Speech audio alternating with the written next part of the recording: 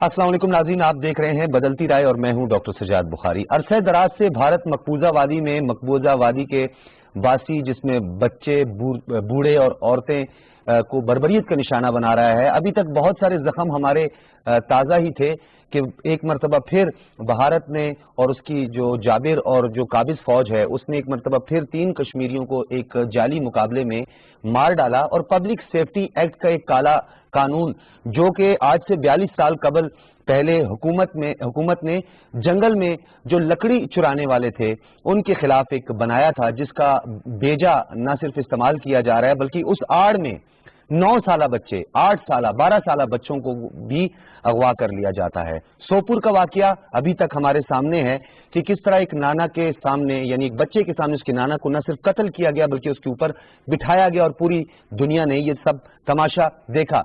और उसके बाद हमने देखा कि बांडीपुरा के इलाके में 3 साला बच्ची के साथ जिस तरह इज्तिमाई ज्यादती की गई, और इस तरह के बेपनाह वाकयात हैं जिससे भारत अभी तक सबक नहीं सीखा।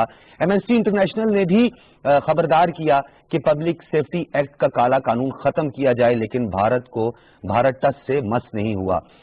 इस हवाले से हम बात करेंगे, पूरी तफसीलन इस पर बात करेंगे कि मकबूजा वादी में आखिर हो क्या रहा है, पब्लिक सेफ्टी एक्ट की आड़ में क्या हो रहा है, आर्टिकल 370, 35A लेफ्टिनेंट गवर्नर्स की तैनाती 2 हिस्सों में तकसीम करना, और डेमोग्राफिक चेंजेस, जिस तरह हिंदुओं की आबादकारी तेजी से बढ़ रही है वहां पे, इससे कौन से इंसानी अलमिया जन्म ले रहा है, इस पर हम बात करेंगे। लेकिन सबसे पहले आपको बताते चलें, 18 जुलाई को जिला शुपिया में जो 3 कश्मीरी नौजवानों को शहीद किया गया था और पुलिस ने खुद 1400 सफात पर मुश्तमिल एक चार्जशीट फाइल की है, उसकी क्या तफसीलात हैं, और इनको जो कत्ल किया गया इन पर इल्जाम ये लगाया गया कि ये खतरनाक पाकिस्तानी दहशतगर्द हैं, उनके शिनाख्ती कार्ड तक जला दिए गए और उनकी लाशों को मसख किया गया। आइए दिखाते हैं। 18 जुलाई को जो वहां पे इनकाउंटर होता है आमशीपुरा में, तो मेरे साथियों उस इनकाउंटर में मारे जाने वाले कोई मिलिटेंट्स नहीं थे। उस इनकाउंटर में मारे जाने वाले डिस्ट्रिक्ट राजौरी विलेज पीढ़ी के मेरे अपने रिश्तेदार, मेरा अपना खून, जो यहाँ से काम काज करने के लिए शोपियान में पहुंचे थे, उनको वहाँ पे शहीद कर दिया गया है। All Kashmiri political leaders were incarcerated. About 13,000 Kashmiri youth were abducted and thousands tortured. Extrajudicially murdered hundreds of innocent young Kashmiris in fake encounters. All of this is well documented in the reports of the United Nations High Commissioner for Human Rights. इस्लाम की मोहब्बत से हम पाकिस्तानी हैं, पाकिस्तान हमारा है।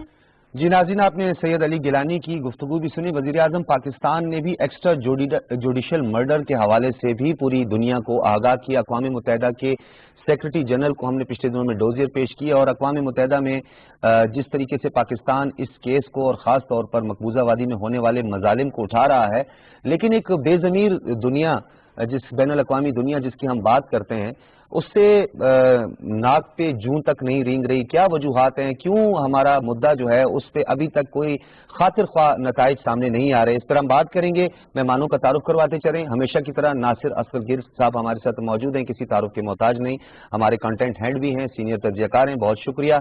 इरशाद महमूद साहब हमारे साथ मौजूद हैं, सीनियर सहाफ़ी हैं, सीनियर तज्ज़ियाकार हैं और कश्मीर के हवाले से उनका ताल्लुक़ खुद भी कश्मीर से और कश्मीर उमूर को बहुत बेहतर तरीके से जानते हैं।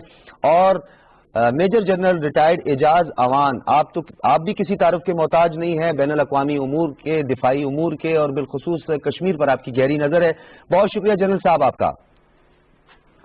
और जनरल साहब, गुफ्तगू का आगाज भी आपसे करते हैं। सर, ये पब्लिक सेफ्टी एक्ट का सहारा लेके निहत्ते मासूम नौजवानों को, मजदूरों को, बच्चों को, बच्चियों को जो है रैप का निशाना बनाना, उनका कत्ल करना, फिर एक्स्ट्रा जुडिशल मर्डर की एक पूरी तवील तरीन दास्तान है।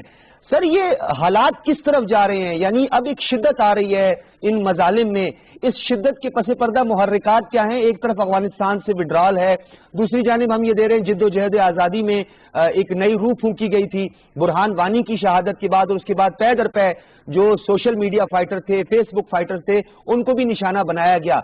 इस तेजी और इस शिद्दत की क्या वजूहात हो सकती हैं? थैंक यू वेरी मच जी। देखिए, ये शिद्दत तो जब हम ये देख रहे हैं कि जब से नरेंद्र मोदी गवर्नमेंट ने आर्टिकल 370 एंड 35A को रिवोक किया है और इस एरिया को जो मकबूजा کشمیر ہے اس کو انیکٹ کر لیا ہے تمام یونائٹڈ نیشن ریزولوشن کو ڈس ریگارڈ کرتے ہوئے، تو یہ تو بڑا واضح ہے کہ ہندوستان کی حکومت کرنا کیا چاہتی ہے. جس طرح آپ نے اپنے انٹرو میں 3 چیزوں کو ریفر کیا، ایک پبلک سیفٹی ایکٹ ہے، ایک 370 اینڈ 35A ہے، اور ان دونوں کی گاپ میں ایک طرف وہ نہایت نوجوان کشمیریوں کو بربریت کا نشانہ بنا رہے ہیں اور ایکسٹرا جوڈیشل کلنگز کر رہے ہیں، دوسری طرف حریت کی جو تمام لیڈرشپ ہے ان کو انہوں نے جیلوں میں بند کر دیا اور کچھ کو گھروں میں نظر بند کر دیا ہے، اور تیسری طرف وہ جو مظلوم کشمیریوں کے اوپر جو ظلم کر رہے ہیں، جو ابھی تک تقریباً 80,000 شہادتیں ہو چکی ہیں، 12,000 کے قریب جو ہماری بیٹیاں ہیں ان کی عصمت دری ہو چکی ہے، اور عصمت دری کو as a weapon of war use کیا جا رہا ہے. پھر پیلٹ گنز کا استعمال کیا گیا اور اس میں اسکول کے ینگ بچوں کو بلائنڈ کر دیا گیا، اور جس طرح پرائم منسٹر آف پاکستان کہہ رہے تھے کہ جو حریت کی لیڈرشپ کو گرفتار کر کے نظر بند کر دیا جیلوں میں، تو جو یوتھ لیڈرشپ کا رول جنہوں نے ازیوم کر لیا تھا، اب انہوں نے 30,000 کے قریب یوتھ کو گھروں سے اٹھا لیا، ایبڈکٹ کر لیا، جو کرفیو کا نفاذ کیا ہوا ہے، اور پھر ایسا کلیمپ ڈاؤن ہے کہ وہاں سے خبریں باہر نکل نہیں سکتی. تو اس سارے مظالم کی وجہ یہ ہے کہ کشمیریوں کو حق خود ارادیت کا جو ان کا کلیم ہے، جو ان کو رائٹس یونائٹڈ نیشن نے دیے ہیں اپنے 12 ڈفرنٹ ریزولوشن میں، کانفلکٹ ریزولوشن کے لیے، کشمیر کا مستقبل ڈیسائیڈ کرنے کے لیے، اس سے دستبردار کرنا ہندوستان کی کوشش ہے کہ کشمیریوں پر اتنا ظلم کیا جائے کہ وہ اپنے جو حق ہے اس سے دستبردار ہو جائے، اور پھر وہاں پہ ہندوؤں کی آبادی ڈیموگرافک چینج لا کر ان کو آباد کر دیا جائے تاکہ مسلمانوں کو مائنورٹی میں کنورٹ کر کے سپریس کر کے رکھا جائے کشمیر میں. تو یہ بڑے بڑے عزائم ہیں ہندوستان کے جو وہ کر رہے ہیں، اور ان کی طرف سے انفارچونیٹلی جو یونائٹڈ نیشن ہے انہوں نے ابھی تک کوئی قدم نہیں اٹھایا ایسا کہ ہندوستان کو ان مظالم سے روکا جائے، کیونکہ اس وقت امریکہ اور ویسٹ ان کو اپنے اسٹریٹجک مفاد کے لیے ہندوستان کو استعمال کرنا چاہتے ہیں. اچھا جنرل صاحب، جس طرح آپ نے خود بھی فرمایا کہ آرٹیکل 370 اور 35A کو ریووک کرنے کے بعد یہ شدت آئی، اور میرا سوال بھی یہی تھا. میں آپ سے یہ پوچھنا چاہوں گا، آپ کو ہم تک یہ اطلاعات بھی پہنچی تھی کہ 40,000 RSS کے غنڈے ایک محتاط اندازے کے مطابق ان کو فوجی لباس پہنا کے مقبوضہ وادی میں داخل کر دیا گیا، اور آپ کو یاد ہوگا کہ اجیت دوال، جس کو کہتے ہیں ہم تو ڈیول کہتے ہیں، اس کا تو کردار ڈیول والا ہے، اس اجیت دوال نے ان لوگوں کو باقاعدہ طور پر مقبوضہ وادی میں چھوڑ دیا جو دندناتے پھرتے، اور کئی کشمیریوں نے اس بات کا اعتراف کیا کہ وہ RSS کے غنڈے فوجی وردیاں پہن کر مظالم ڈھا رہے ہیں. اس کیس کو ہم کتنا بلڈ کر پائیں، پوری دنیا کو بتا پائیں؟ دیکھیں جی، پوری دنیا کو پاکستان نے تو پوری کوشش کی ہے کہ ان سب چیزوں کو ہائی لائٹ کرے. یونائٹڈ نیشن کا ہیومن رائٹس کمیشن کی جو رپورٹ ہے، خود جو امریکن کانگریس کی ہیومن رائٹس کمیشن کے ان کا جو اپنا کانگریسی کمیشن ہے اس کی جو رپورٹ ہے، وہ سب اس چیز کو ہائی لائٹ کر رہے ہیں. اور ویسٹ پورے نے اپنے مختلف مواقع پر اور ان کے الیکٹرانک اور پرنٹ میڈیا نے بھی ان تمام چیزوں کو ہائی لائٹ تو کیا ہے، لیکن جو ان کے ریاستی اقدامات ہیں ان کا فالو اپ نہیں ہے. کیونکہ جیسے پہلے میں نے کہا کہ وہ اس وقت ہندوستان کو چائنا کے خلاف اس ریجن میں as a counterweight use کرنا چاہتے ہیں.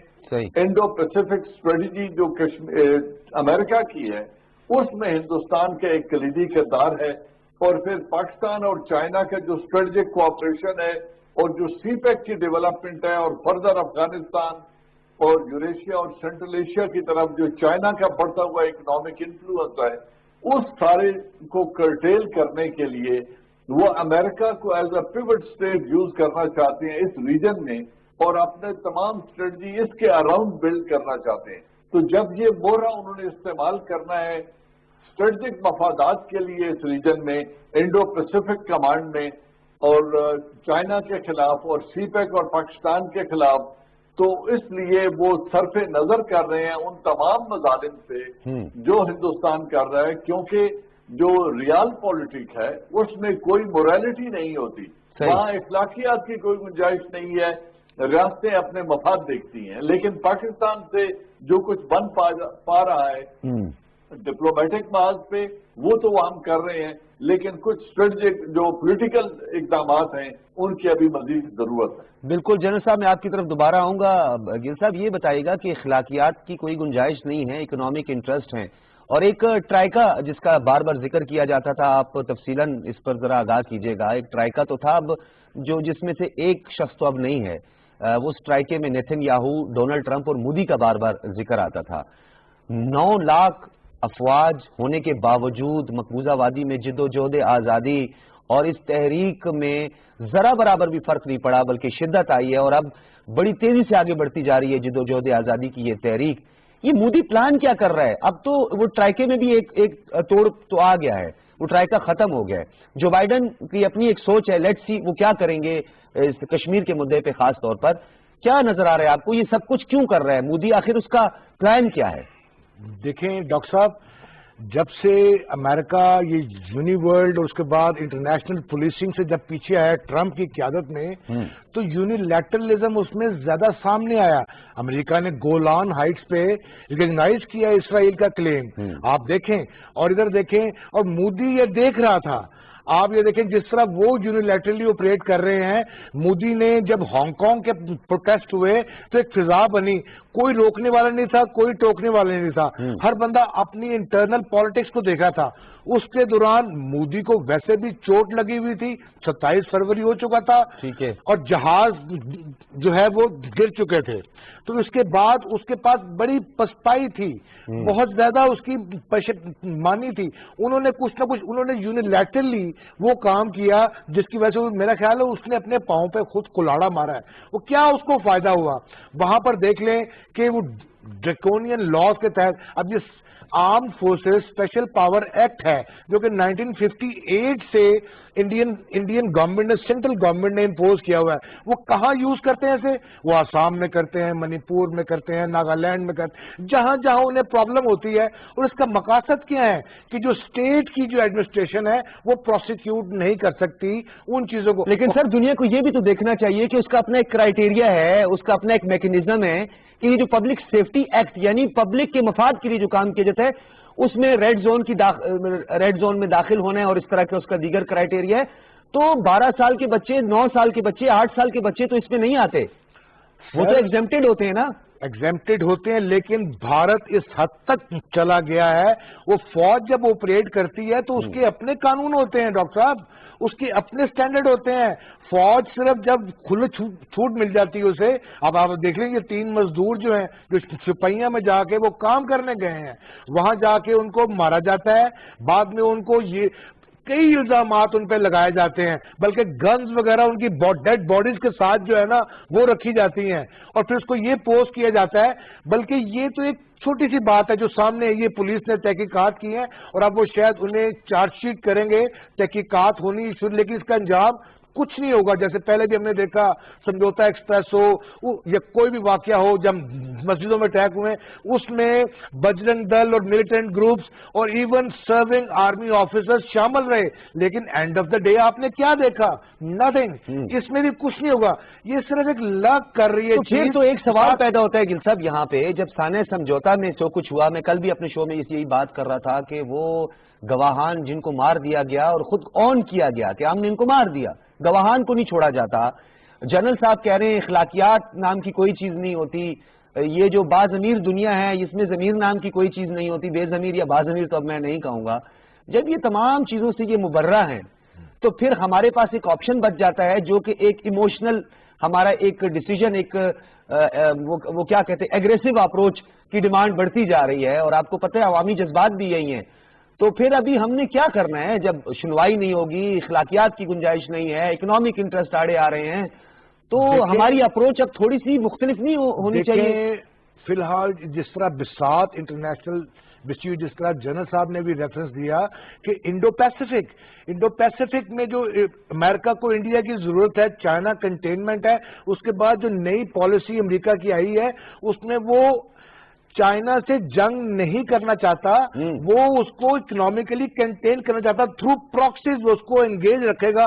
और इंडिया ने अपनी सारी जो स्टैंड تھا پچھلے انڈیا کے لیڈرز کا، کانگریس کا، انڈین گورنمنٹ کا، نان الائن موومنٹ، اس کو اس نے تہس نہس کر کے وہ پہلے یہ الزام دوسرے ملکوں پہ لگاتے تھے کہ یہ پراکسیز بن گئے امریکہ کے. آج انڈیا خود پراکسی کھیلنے کے لیے تیار ہے اور وہ امریکہ سے ہر وہ فائدہ لینے کی کوشش کرے گا، لیکن وہ چین کے خلاف استعمال نہیں کرے گا. ہمیں وہ پاکستان کے خلاف کر سکتا ہے کیونکہ اس کے مذموم مقاصد اس پاکستان واحد رکاوٹ ہے. بلیو می، ایک تو وہ ایک نظریہ بن گیا ہے، اس نظریے کی بنیاد کشمیر میں پہنچ گئی ہے. آج وہاں سے پاکستان کی اگر بات ہوتی ہے تو اصل میں پاکستان کے ساتھ ساتھ جو ہمارے بڑوں کی جو نظریہ تھا، جو سوچ تھی ہندوازم کے حوالے سے، وہ آج بھارت کے اندر سے واضح. اچھا، یہ تو ایک پہلو ہے آپ نے جس کا گل صاحب ذکر کیا، اس کے اور کئی پہلو ہیں. میں چاہوں گا ارشاد بھائی کو بھی اپنے ساتھ انوالو کروں. بتائیے گا ارشاد صاحب کہ یہ کس طرح، یعنی ایک بیانیہ یہ ہے کہ یہ آر ایس ایس کا 1925 کا نظریہ جس میں جو ہے پورا دیش جو ہے بھارت جو ہے وہ شیو نے بنایا اس لیے کہ صرف اس میں ہندو بچ سکتے ہیں، اس میں مسلمانوں کی کوئی گنجائش نہیں ہے، جو باہر سے آتا ہے وہ پلیت ہے. ایک تو یہ نظریہ ہے یا سوچ ہے. ایک سوچ یہ ہے کہ اکھنڈ بھارت ہے، اکھنڈ بھارت میں نیپال، بھوٹان، سری لنکا، پاکستان، افغانستان کا یہ جو ایک خواب جو شرمندہ تعبیر نہیں ہونا، یہ مودی دیکھ رہا ہے. ایک سوچ یہ ہے. تیسرا، جس طریقے سے جنرل صاحب نے بھی کہا اور یہی بات جو ہے وہ گل صاحب بھی کہہ رہے ہیں کہ وہ چائنا کا رستہ، اس کی ترقی کا رستہ روکنے کے لیے لداخ میں بھی جو کچھ ہوا اس پر بھی اپنے سیریس کنسرنز کا اظہار کیا فارن آفس چائنا نے. اور اس کے ساتھ ساتھ پاکستان کے ساتھ ایک روایتی دشمنی اور ہٹ درمی ہے مقبوضہ وادی کے حوالے سے. ٹارگٹ کیا ہے؟ اصل میں ٹارگٹ کیا ہے؟ دیکھیے، میرا یہ خیال ہے کہ مودی کی جو کشمیر پالیسی ہے یا پاکستان پالیسی ہے، یہ ہندوستان کی پاکستان پالیسی کا ایک تسلسل ہے. پہلے چونکہ پنڈت نہرو تھے، ان کے بعد کانگریس پر بہت عرصہ حکومت میں رہی اور پھر واجپئی بھی ایک کولیشن گورنمنٹ چلاتے تھے، تو ہمیں وہ اس کی اصل شکل نہیں نظر آتی تھی جو آر ایس ایس کی شکل تھی. اب چونکہ اس کو 2/3 میجارٹی مل گئی ہے اور ایک ایبسولوٹ میجارٹی نے اس کو ایک ایبسولوٹ ڈکٹیٹرشپ میں تبدیل کر دیا. اسی وجہ سے ہم دیکھتے ہیں کہ نریندر مودی جو ہیں وہ آر ایس ایس کا اب صحیح فیس بن کے سمجھے. آپ کو لگتا ہے کار سیوک کے، اب ان کو دیکھیے انہوں نے اپنی شکل بھی کافی حد تک تبدیل کر دی، نئی داڑھی کافی بڑھا لی ہے. پھر اسی طرح انہوں نے بہت سارے اور جتنے اقدامات کیے ان سب کو اگر آپ فالو کریں تو یہ وہی ایجنڈا ہے. کشمیر کے بارے میں آر ایس ایس کا ایجنڈا، پاکستان کے بارے میں آر ایس ایس کا ایجنڈا، مسلمانوں کے بارے میں آر ایس ایس کا ایجنڈا، وہ اس کو انٹینسلی فالو کر رہے ہیں. ابھی آگے آپ کہتے ہیں کہ وہ کیا کریں گے. میں سمجھتا ہوں کہ جیسے وہ ایک بہت ہی ایک کنفیوز سی انہوں نے ایک سچویشن بنا دی ہے کہ بھارت جو ایک سیکولرزم ہوتا تھا، جو ڈیموکریسی کی بات کرتا تھا، دنیا کو انسانی حقوق وغیرہ کی بات کرتا تھا، اب کوئی ایک ایسا آئیڈیالوجیکل جو اس کی فاؤنڈیشن تھی کانسٹیٹیوشن کی یا جس کو لے کے اس کے جو بانیان تھے وہ لے کے چلتے تھے، وہ ساری چیزیں بری طرح مس ہو گئے. سیکولرزم وہاں دفن ہو گیا ہے، انسانی حقوق بری طرح دفن ہو گئے. عالم یہ ہے کہ ایمنسٹی انٹرنیشنل کو بھی اپنا دفتر وہاں سے کلوز کرنا پڑا. ہیومن رائٹس کی بے شمار رپورٹس، کوئی ایک رپورٹ نہیں، درجنوں رپورٹیں آ چکی. ہیومن رائٹس کونسل نے یہ کہا ہے کہ انٹرنیشنل جو ایک ٹریبیونل بننا چاہیے جو کشمیر کے حالات کے اوپر جا کے انویسٹیگیشن کرے. یہ کوئی چھوٹی بات نہیں تھی. یہ تو ٹریبیونل یمن جیسے علاقوں کے لیے یا پھر سیریا کے جیسے علاقوں کے لیے اور ساؤتھ سوڈان کے لیے، اس طرح کے ممالک کے لیے بنا جاتا. آپ کو یاد ہوگا عراق وار جب ہوئی، IAEA کی تفصیلی رپورٹ جمع ہوئی. روہنگیا مسلمز کے ساتھ کیا ہوا نیو یارک ٹائم لکھتا رہا، واشنگٹن پوسٹ لکھتا رہا، الجزیرہ، BBC، CNN، تمام وہ مستند اور ریکگنائز جو میڈیا آؤٹ لیٹس ہیں ان سب نے آواز اٹھائی لیکن کوئی فرق نہیں پڑا. اس سے کیسے فرق پڑ جائے گا؟ دیکھیے، آپ نے بہت بنیادی قسم کا یہ سوال اٹھایا ہے اور یہ کوئی آپ کا سوال نہیں ہے، ہم سب کا سوال ہے. اور جتنے کشمیر کے لوگ ہیں، پاکستان کے لوگ ہیں، وہ اس بات کو بار بار دہراتے ہیں کہ عالمی ضمیر جس کو ہم بات کرتے ہیں، عالمی برادری ہم جس کی بات کرتے ہیں، وہ کب جاگے گی، کب بیدار ہوگی، کشمیر کی طرف کب توجہ دے گی. جیسے پہلے بھی مجھ سے جو ہمارے ساتھی یہاں بات کر رہے ہیں انہوں نے بھی ذکر کیا ہے کہ یہ مفادات کا مسئلہ ہے، اکنامک انٹرسٹ کا، پولیٹیکل انٹرسٹ کا، جیو اسٹریٹجک انٹرسٹ کا. حقیقت یہی ہے کہ عالمی برادری جس طرح کا ہم کانسیپٹ سوچتے ہیں کہ وہ کوئی ایگزسٹ کرتی ہے، ویسی کوئی برادری ایگزسٹ نہیں کرتی ہے. ہندوستان کے پاس ایک زیادہ پاور تھی، اس نے اپنی پاور ایکسرسائز کی، اس ایکسرسائز کر کے اس نے کشمیر کے اسٹیٹس کو چینج کر دیا. جو چیز امید کی ہے، جو ہماری اسٹرینتھ ہے، وہ اسٹرینتھ یہ ہے کہ کشمیر کے لوگوں نے ہندوستان کے کشمیر کے اندر جتنے اقدامات ہیں ان کو بری طرح ریجیکٹ کیا. مثلا میں آپ کو بتانا چاہتا ہوں، ٹھیک ہے، انہوں نے کہا کہ ہم کشمیر میں امن لائیں گے، ملیٹنسی کا خاتمہ کر دیں گے، سیاسی عمل کو بحال کر دیں گے اور کشمیریوں کی اکنامک ان کی معاشی ترقی کریں گے، خوشحالی لائیں گے. اگر آپ ان چاروں اقدامات کو دیکھیں تو پچھلے 1.5-2 سال اب ہونے کو ہیں، وہاں کوئی امن قائم نہیں ہو سکا. وہاں خود ہندوستانی کہتے ہیں کہ ینگ لڑکے، انڈیجنس جو کشمیری لڑکے ہیں جن کی کوئی ٹریننگ نہیں، بیرونی کوئی امداد نہیں، کوئی مدد نہیں، وہ روز بروز ملیٹنسی کی طرف جاتے ہیں. میں کچھ عرصہ پہلے وہاں کی ایک راجیو گاندھی کی فاؤنڈیشن ہے، آبزرور فاؤنڈیشن، وہ اس کا ایک آرٹیکل پڑھ رہا تھا جس میں وہ یہ کہتے ہیں کہ آپ کتنے لوگوں کو ماریں گے، آپ ایک ملیٹنٹ کو مارتے ہیں اس کی جگہ سے 2 ملیٹنٹ آ جاتے ہیں. تو یہ مطلب یہ ہوا کہ اچھا، یہ راجیو گاندھی کی آواز ہے. جی آپ مکمل کریں. آپ نے ایک بات اور کہنا چاہتا ہوں. دوسری بات میں یہ کہنا چاہتا ہوں کہ انہوں نے کہا جی ہم یہاں اکنامک پراسپیرٹی لائیں گے. آپ دیکھیے پچھلے 1-1.5 سال میں کون سی پراسپیرٹی کشمیر میں آ گئی، حالات اس سے زیادہ بگڑ گئے. پھر چوتھی بات میں آپ کو یہ بتانا چاہتا کہ انہوں نے کہا تھا ہم ایک سیاسی عمل شروع کریں گے. انہوں نے وہاں جو الیکٹڈ حکومت تھی جسے ہم نہیں مانتے، ہم کہتے ہیں سو کارڈ ہے، لیکن چلو جو کچھ بھی مسئلہ ہی تھا اس کو محبوبہ مفتی کو جیل میں کوئی تقریباً 1.5 سال سے زیادہ جیل میں ڈالا. جو الیکٹڈ چیف منسٹر تھی اس کی حکومت کو ختم کیا. فاروق عبداللہ کو جیل میں ڈالا، عمر عبداللہ کو جیل میں ڈالا. اور ابھی ریسنٹلی وہاں DDC کے الیکشنز ہوئے، اس میں لوگوں نے ووٹ ڈالا. اب میں آج BBC کی رپورٹ دیکھ رہا تھا، کل ہی BBC پہ آئی تھی. ان سے پوچھا گیا کہ بھائی فاروق عبداللہ سے پوچھا گیا کہ لوگوں نے ووٹ ڈالا. انہوں نے کہا لوگوں نے ووٹ ہندوستان کو روکنے کے لیے، BJP کو روکنے کے لیے ڈالا ہے. تو یعنی انہوں نے مسلم جماعتوں کے لیے ووٹ ڈالا تاکہ یہاں BJP برسر اقتدار نہ آ سکے. اس کا مطلب ہے. میں شاہ صاحب آپ کو یہاں روکتا ہوں کیونکہ میں نے بریک کی جانب بڑھنا ہے. کنفیوژن بھی ہے اور بریک کے بعد میں آؤں گا جنرل صاحب سے یہ سوال ضرور کروں گا. ایک طرف تو آپ نے بین الاقوامی میڈیا کی بات کی، ریسنٹ ابھی ہم نے دیکھا کہ جرمن جو میڈیا ہے اس نے بھی بھارت کا جو ہے نا وہ پردہ فاش کر دیا ہے اور انہوں نے کہا خواتین گھر میں محفوظ نہیں ہے، گھر گھر محاصرے کے بہانے داخل ہو کر خواتین کو جو ہے وہ ہراساں کیا جاتا ہے، انہیں تشدد کا نشانہ بنایا جاتا ہے اور ایک خوف و ہراس پیدا کیا جاتا ہے کہ تاکہ لوگ باہر نہ نکلیں، جدوجہد آزادی کا حصہ نہ بنے. لیکن یہ ناممکن نہیں، بات بہت آگے بڑھ گئی ہے. ایک بریک کے بعد جنرل صاحب سے اس پہ بات کریں گے.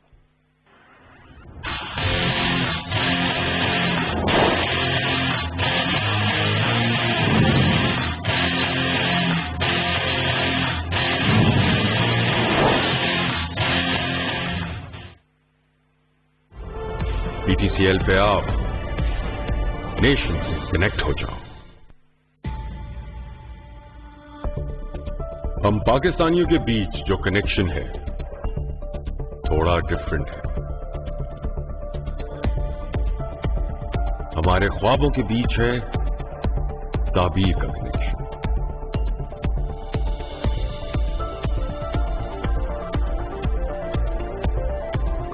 ہماری آوازوں میں دعا کا کنیکشن.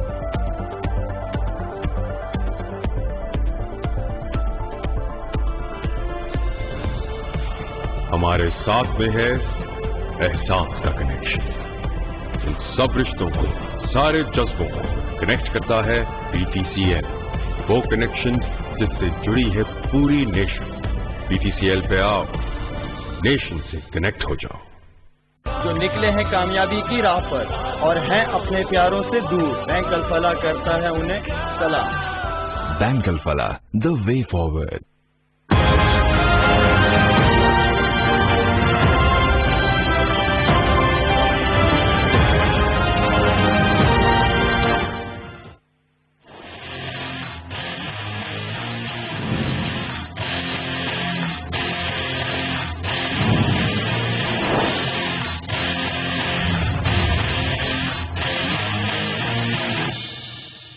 ویلکم بیک ناظرین.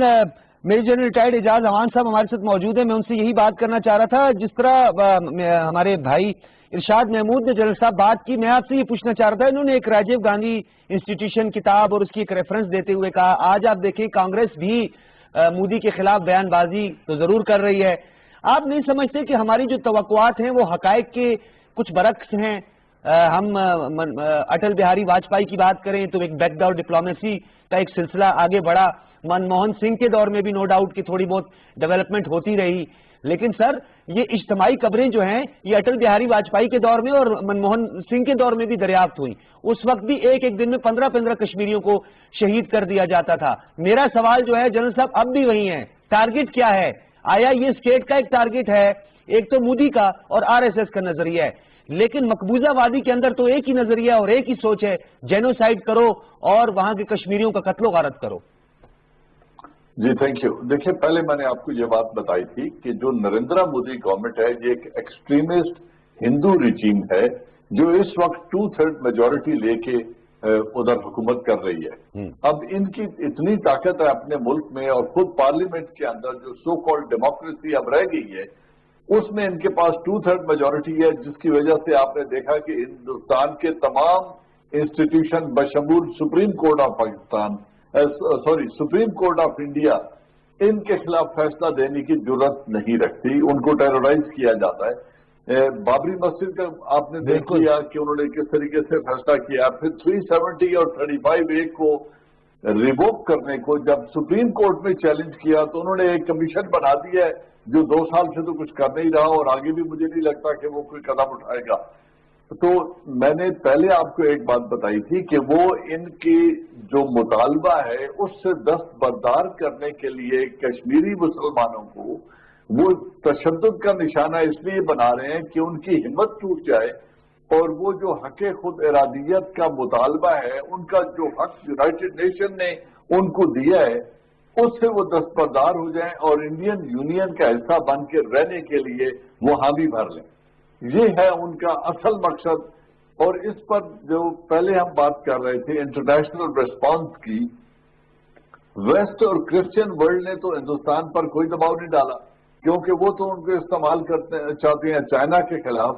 لیکن انفارچونیٹلی جو ہماری مسلم ورلڈ ہے, مسلم ورلڈ نے بھی ان پر کوئی دباؤ ہندوستان پہ نہیں ڈالا, جہاں پہ 9 ملین ہندو سعودی عربیہ, UAE, قطر اور عمان میں کام کرتے ہیں. اگر ان 9 ملین 90 لاکھ ہندوؤں کو یہ بتایا جاتا انڈینز کو کہ اگر آپ نے یہ ظلم نہ روکا تو ان کو ہم اپنے ملک سے نکال دیں گے, تو بھی ہندوستان پر اتنا بڑا دباؤ آتا کہ وہ یہ مظالم روکنے پر مجبور ہو جاتا. وہ دباؤ بھی ہندوستان پر مسلم امہ نے بھی نہیں ڈالا. اور پھر جو انٹرنیشنل کمیونٹی ہے اس کا ریسپانس ہم پہلے ہی دیکھ چکے ہیں. اب یہ کشمیریوں کی ہمت ہے کہ وہ بندوق کے آگے کھڑے ہیں اور وہ اس چیز کو ایکسپٹ کرنے کو تیار نہیں ہے, کیونکہ یہ جو ہم آرمی کا اسپیشل پروویژن کی بات کر رہے ہیں اس ایکٹ کی, کیونکہ جب کشمیر کا کانسٹیٹیوئنٹ اسمبلی کا اسٹیٹس بھی ختم کر دیا گیا, ان کے آئین کو ختم کر دیا گیا, ان کی شناخت کو ختم کر دیا گیا, اور اسے ہندوستان کا ضم شدہ علاقہ ایکسٹینشن بنا دیا گیا, تو وہاں پہ تو وہی راج ہوگا جو ہندو حکومت ان پر نافذ کرے گی. اب اس کا نہتے کشمیری اپنی جانوں کو قربانی دے کے اس کا مقابلہ کر رہے ہیں, لیکن دنیا ان کی اس ظلم اور جبر کے خلاف ان کی مدد کو اس طرح نہیں آ رہی جس طرح وہ افغانستان میں پہنچی تھی. جب USSR وہاں آیا تھا تو تمام مسلم ممالک نے بھی ان کی مدد کی, امریکہ اور پوری یورپ نے ان کی مدد کی, اور اس طرح افغانوں نے USSR کو شکست دے کر اپنے ملک سے نکال دیا. لیکن اب جب یہ ظلم مسلمانوں پر ادھر ہو رہا ہے کشمیر میں, کیونکہ انہوں نے ہندوستان کو استعمال کرنا ہے, لہذا ان کی امداد اس طرح کی نہیں ہو رہی, ان کی کوئی بھی مدد نہیں. جنرل صاحب بالکل ایسا ہی روہنگیا مسلمز کے ساتھ بھی تو ہو رہا ہے. اسی طرح روہنگیا مسلمز کو بھی تو کوئی پناہ نہیں دے رہا, 10 لاکھ کے قریب ہیں ان کی بھی تعداد.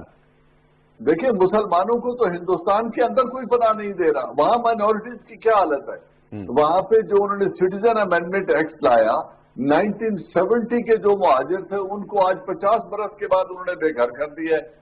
مسلمانوں کے جس کے گھر سے گوشت نکل آیا اس کو گلی میں لا کے اس انسان کو ذبح کر دیا جاتا ہے. پھر دلت کے ساتھ جو کچھ ہو رہا ہے, جو کچھ سکھ پاپولیشن کے ساتھ ہو رہا ہے, اب سکھ اپنے حقوق مانگنے کے لیے گئے ہیں کہ وہ جو کسانوں کی موومنٹ ہے اس کو انہوں نے کہا جی یہ تو خالستانی موومنٹ ہے، اب ان کی بھی وہاں پہ مطالبات نہیں مانے جا رہے.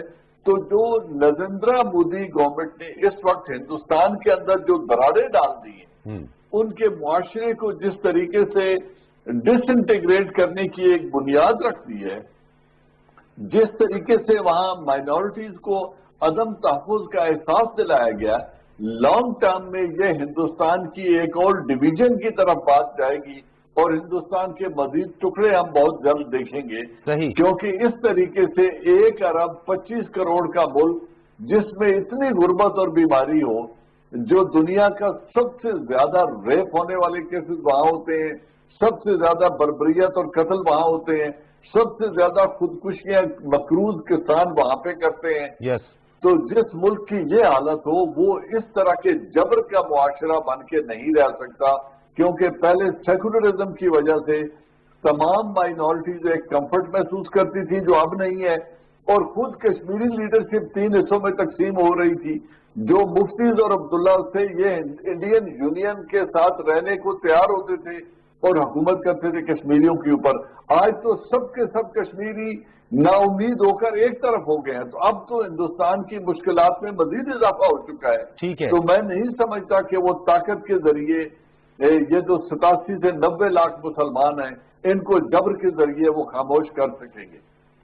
اچھا گل صاحب، جس طرح جنرل صاحب فرما رہے تھے سٹیزن امینڈمنٹ ایکٹ، اور انہوں نے کہا بھی ایک ڈیوائیڈ ہونے جا رہا ہے بہت بڑا، آپ نے خود پہلے بھی ذکر کیا Mizoram, Nagaland, south east states, اور جس طریقے سے ایک علیحدگی پسند تحریک 13 سے زیادہ ایک محتاط اندازے کے مطابق نئی تحریکوں نے جنم لیا ہے اس سٹیزن امینڈمنٹ ایکٹ کے بعد.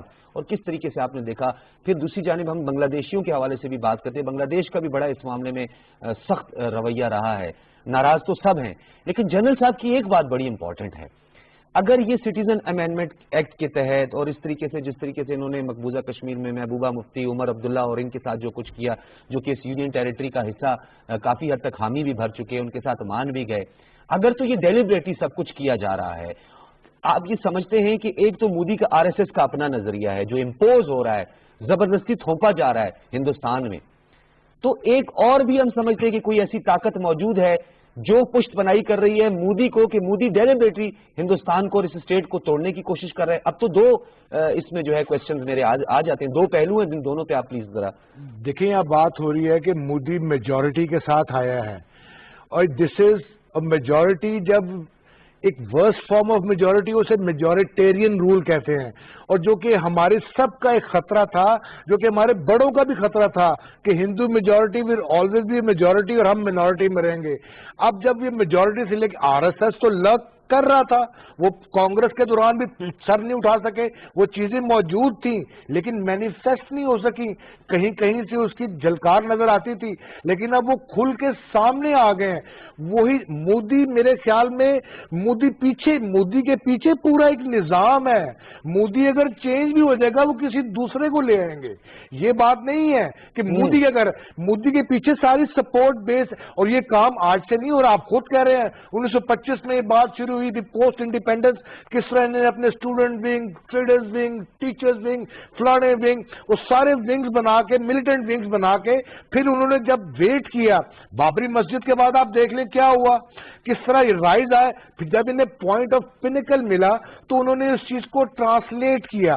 یہ سٹیزن ایکٹ کی بات یہاں ہو رہی ہے کہ مثلا جب آپ ریلیجس ڈیوائڈ کر کے تو پالیٹکس کریں گے اور فوک ٹنگ یوز کریں گے، جب بھی آپ بات کریں گے، اتنی زیادہ فیکشنز کو جوڑنے کے لیے آپ جھوٹ نہیں بولیں گے تو کیا بولیں گے؟ نہیں بول سکتے.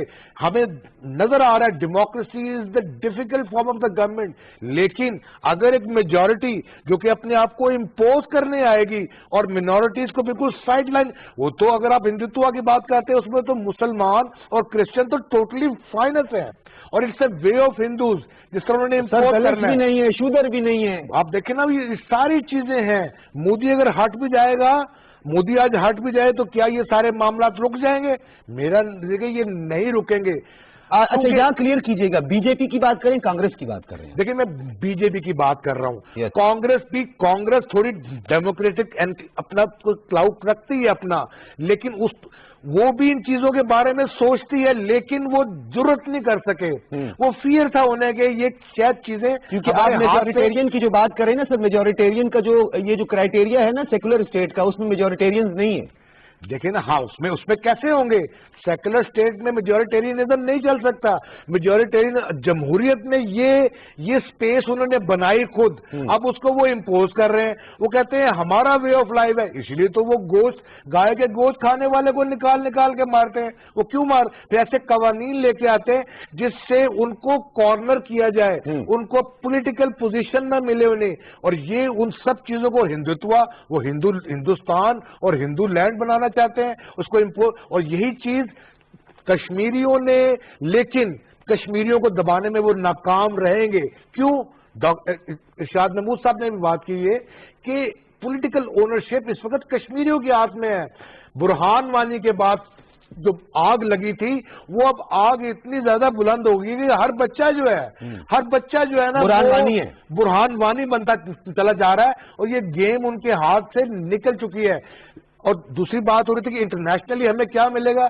इंटरनेशनल पॉलिटिकल सपोर्ट, हमें मॉरल सपोर्ट तो मिलती है, ह्यूमन राइट्स ग्रुप्स की मिलती है, मीडिया से मिलती है, आर्टिकल्स लिखे जाते हैं, लेकिन थिंग्स क्या मैटर करती हैं? यहां पर यह भी कहा गया कौम मुत्तहिदा क्या है?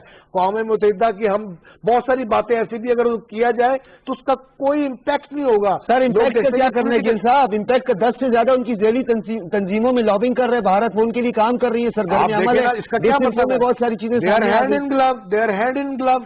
और आप देखें कि ऐसी एनजीओ जो कि एक्रेडिटेड है वहां से और फेक है, उन्हें दोबारा रिवाइव किया गया, और वो ऐसे एक्ट करती है कि जहां पर फैसला साजी होती है, ये जो so called international forum financial, FATF क्या है? एफएटीएफ में क्यों ऐसे डिसीजन? ये सब वही चाले हैं कि पॉलिटिकल चीजें मैनेज होती हैं और किसको दबाना है, फिर तो हमारे जो काउंटर स्ट्रेटेजी है उस पर थोड़ी सी बात कर देते हैं। इरशाद साहब ये बताइएगा कि ओवरऑल हम इस पूरे रीजन की अगर हम बात करें तो एक अखंड भारत, पहले भी मैं बार बार ये बात इसका सब जानते भी हैं कि नरेंद्र मोदी ने जब गुजरात में मुसलमानों का खून बहाया, उसकी सोच और वो उसने अपना काम वहीं से शुरू कर दिया था। प्राइमरी स्कूल के निसाब में शामिल कर देना, हर जगह अखंड भारत की बातें करना, वो बात समझ में तो आ रही।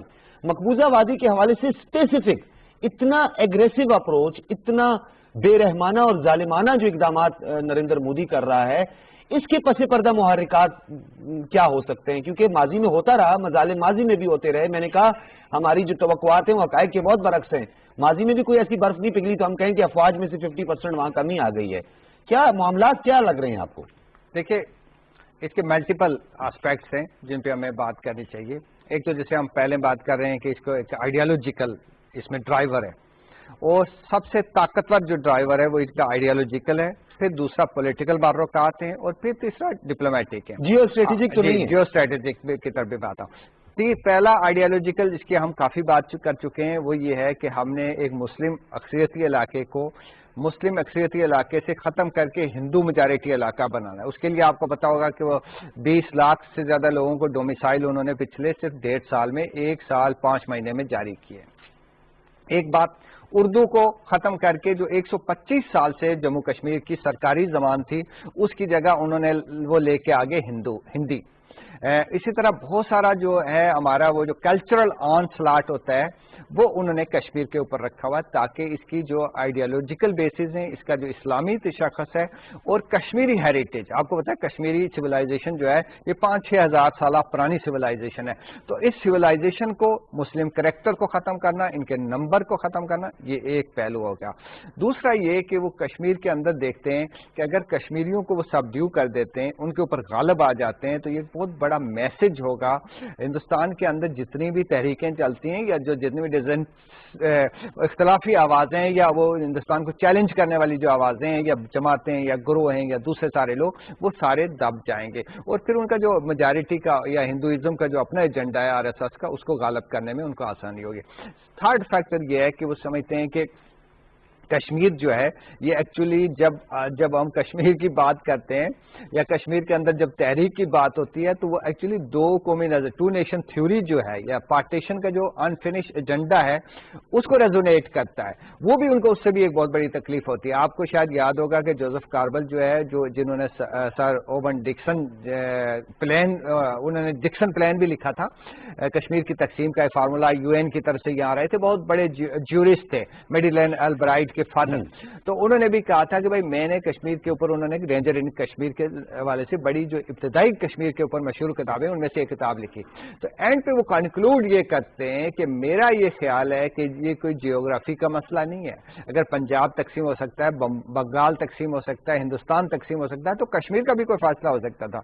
لیکن ہندوستان نے اس کو ایکچولی ٹو نیشن تھیوری کی ایک ایکسٹینشن بنایا ہوا ہے. وہ یہ سمجھتا ہے کہ اگر یہاں کشمیریوں کی کامیابی ہو جاتی ہے تو یہ پاکستان کی کامیابی ہو جائے گی, نظریے کی کامیابی ہو جائے گی. تو یہ مودی میں نا, میں آخری بات یہ کہنا چاہتا ہوں کہ مودی کے ذہن میں یہ بات بہت بری طرح سوار ہے. ٹو نیشن کی جو آپ بات کر رہے ہیں, دو قومی نظریے کی بات کر رہے ہیں, تو 1925 میں آر ایس ایس کا بھی تو تھا. دیکھیں 25 تو گزر گیا نا, پھر اس کے بعد 47 آن ورڈ اگر آپ دیکھیں نا کشمیر کے حوالے سے اس وقت کی جو آر ایس ایس تھی اس کا بہت ایک سسٹین کریکٹر رہا ہے, بہت سسٹین رول رہا ہے. اگر آپ ہسٹری پڑھیں تو آپ کو پتہ چلے گا 47 48 اور 48 کی جو وار ہوئی تھی اس میں بھی آر ایس ایس کے لوگوں نے آ کے اپنے فوج کا ساتھ دیا تھا, اس کے ساتھ وہ کھڑے ہوئے تھے. تو یہ ایک ان کا نا ایک بہت سسٹین انٹرسٹ یہ ہے. پھر خاص طور پہ ایک بات میں آئیڈیالوجیکل جب کر رہا تھا تو آپ کو بتانا چاہتا ہوں کہ وہ سمجھتے ہیں کہ جو کشمیری مسلمان ہے اس سے پہلے ان کے لیے یہ ایک مقدس سرزمین ہے. کشمیر کو وہ سمجھتے ہیں, اس کو وہ ریلیٹ کرتے ہیں اپنے ہزاروں سالہ تہذیب کے ساتھ, مذہب کے ساتھ, کلچر کے ساتھ. وہ سمجھتے ہیں میں چاہتا ہوں اس کے ساتھ ہمیں جڑ کے رہنا چاہیے. ارشاد صاحب, میں چاہتا ہوں کہ جنرل صاحب جو ہے اسے کنکلوڈ کریں. جنرل صاحب یہ فرمائیے گا کہ اقوام متحدہ کی کریڈیبلٹی تو ہم یہ سامنے دیکھ رہے ہیں, مقبوضہ وادی جو ہے وہ گنگا میاں ہے, جسے جو چاہے آ کر جو ہے, چاہے کانگریس ہو چاہے وہ آر ایس ایس کے گنڈے ہوں, جو چاہیے اس گنگا میاں میں آ کے غوطے لگاتے ہیں. اندھیر نگری چوپٹ راج جس کا جو مرضی کرے. تو یہ جو برسلز میں 1945 میں سر جوڑ کر بیٹھے تھے دوسری جنگ آزادی کے بعد, تو عالمی جنگ کے بعد, تو بتائیے سر یہ پھر اقوام متحدہ اور اس کے ذیلی اداروں کی کیا کریڈیبلٹی رہ گئی ہے؟ آپ نہیں سمجھتے کہ ابھی ہمیں بار بار یو این پر زیادہ تکیہ نہیں کرنا چاہیے؟ دیکھیے یونائٹڈ نیشن اب اس وقت ایک ٹاک شاپ سے زیادہ کچھ بھی نہیں ہے. وہاں نشستن, گفتن اور برخاستن کے علاوہ کچھ نہیں ہوتا, کیونکہ وہ بڑی جو طاقتور 5 ملک ہیں جنہیں پرماننٹ 5 ہم کہتے ہیں, 5 ویٹو پاورز, ان کے غلام بن چکی ہے, اور ان سے زیادہ بڑھ کے امریکہ کی غلام بن چکی ہے جو سب سے زیادہ فنڈنگ کرتا ہے یونائٹڈ نیشن کی چلانے کے لیے. تو اب جب وہ ڈیپینڈنٹ ان پہ ہیں اور ویٹو پاور کی وجہ سے کوئی فیصلہ نہیں ہو سکتا, جب کشمیر میں پاکستان نے اپنا ریزولوشن موو کیا تھا تو اس وقت یو ایس ایس آر نے اس کو ویٹو کر دیا تھا, اور اس کے بعد سے یہ جو 5 ویٹو پاورز ہیں ان کی وجہ سے یہ دوبارہ قرارداد پیش ہی نہیں ہو سکی. اب بھی اس کا مسئلہ حل ہونا ہے طاقت کے ذریعے, کیونکہ ایک دنیا کو یہ بات بہت اچھی طرح پتا ہے, اور ہمارے بھی کچھ لوگوں کو پتا ہونی چاہیے جن کو شک ہے کہ ہم نے آزادی ہندوستان سے نہیں لی, ہم نے برٹش راج سے آزادی لی تھی. ہندوستان نے بھی ان سے آزادی لی اور ہم نے بھی لی, اور جب یہ ان سٹیٹس کی تقسیم کی بات آئی جن پر راج تھا انگریز کا, جب ان ریاستوں کی تقسیم کی بات ہوئی تو وہ جو انڈیپینڈنٹ ریاستیں تھیں جو ہندو راج, جو برٹش راج کے اندر نہیں آتی تھیں, ان کے ساتھ ان کے معاہدے تھے جس کی وجہ سے ان کی تقسیم کرنی پڑی. اب جب وہ تقسیم ہوئی تو اس میں فارمولہ اپنایا گیا کہ جہاں مسلم آبادی ہے وہ پاکستان میں جائیں گے, اور جہاں ہندو آبادی ہے وہ ہندوستان میں جائیں گے, یا وہاں کے جو اسٹیٹ کے اونرز ہیں وہ ڈیسائیڈ کریں گے. تو اس کانفلکٹ کو یونائٹڈ نیشن میں لے کر انڈیا خود گیا. اب اس کی تقسیم کی ذمہ داری, مورل ریسپانسبلٹی تو یونائٹڈ نیشن پہ ہے کہ وہ اپنے جو ریزولوشنز ہیں ان پہ عمل درآمد کرائے, لیکن وہ عمل درآمد کرانے کی نہ قوت رکھتا ہے. برطانیہ بھی تو فریق ہے جنرل صاحب, برطانیہ بھی پورا فریق ہے. اسرائیل کو ریزولوشن پاس ہونے کے باوجود वो 9 आबादियों से नहीं रोक सके वेस्ट बैंक के ऊपर जो फलस्तीन के इलाकों में वो आबादियां कर रहे हैं। तो अब एक ही तरीका है कि इसको ताकत के जरिए रोका जाए और जो कश्मीरी मुसलमानों की वो मदद करनी चाहिए जो उस वक्त अफगानों की गई थी। एक महजब दुनिया ने उनके हाथ में हथियार दिया, उनकी शनाख्त उनसे छीनी गई है, सेल्फ डिफेंस में हथियार उठाने का उन्हें हक पहुंचता है।